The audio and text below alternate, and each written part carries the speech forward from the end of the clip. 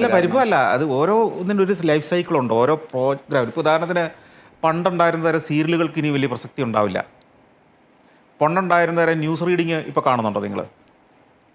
പണ്ടുണ്ടായിരുന്ന തരത്തിൽ പത്രം നിങ്ങൾ വായിക്കുന്നുണ്ടോ ഇപ്പോൾ? അപ്പോൾ ഓരോ പ്രോഡക്റ്റിനും ഓരോ കൺസെപ്റ്റിനും ഓരോ കാലഘട്ടമുണ്ട്. അത് കാലം അനുസരിച്ച്, ഇപ്പോൾ ഉദാഹരണത്തിന് സാറ്റലൈറ്റിൽ കൂടെ വരുന്ന, കേബിളിലൂടെ വരുന്ന ടി വി ആണോ നിങ്ങൾ ഇന്ന് കാണുന്നത് കൂടുതലും? പുതിയ തലമുറ മുഴുവൻ കാണുന്നത് മൊബൈൽ ഫോണിലല്ലേ? അപ്പോൾ കണ്ടൻറ് ക്രിയേഷൻ നടക്കുന്നുണ്ട്. അല്ലാതെ അത് ഏത് മീഡിയത്തിലൂടെ വരണമെന്ന്, ഏത് ശൈലി വരണമെന്നൊക്കെയുള്ള ആ ടെക്നോളജിയും ആ രീതികളും ഒക്കെ മാറുന്നുണ്ട്. അതാണ് കാര്യം. യെസ്, വിദ്യാഭ്യാസം കാലത്തിന് അത് നിങ്ങൾ കേട്ട് കാണും. ഇവിടെ ആ പറയുന്ന ഒരു സംഗതി ഞാനിപ്പോൾ ഇവിടെ സൂചിപ്പിച്ച വിഷയം തന്നെയാണ്. എന്നാലും ഇങ്ങനെയൊക്കെ പറയുമ്പോൾ അതൊരു പരിഭവമാണോ എന്ന ചോദ്യം വരുന്ന സമയത്ത് അദ്ദേഹം പറഞ്ഞു വെക്കുന്ന ആ മറുപടി, അത് നമ്മളെ കണ്ണു തുറപ്പിക്കേണ്ട സംഗതിയാണെന്നാണ് എനിക്കും തോന്നുന്നത്. പരിഭവമല്ല, മാറുന്ന കാലഘട്ടത്തിനനുസരിച്ച് മാറാൻ നമ്മൾ